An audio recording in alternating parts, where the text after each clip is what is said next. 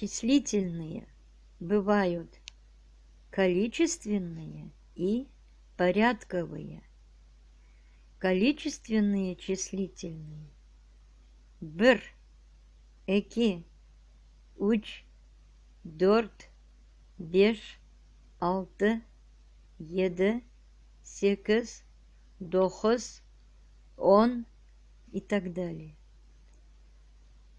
Порядковые: birinci, ikinci, üçüncü, dördüncü, beşinci, altıncı, yedinci, sekizinci, dokuzuncu, onuncu.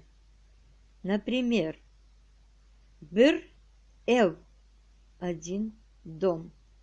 Birinci ev, первый дом.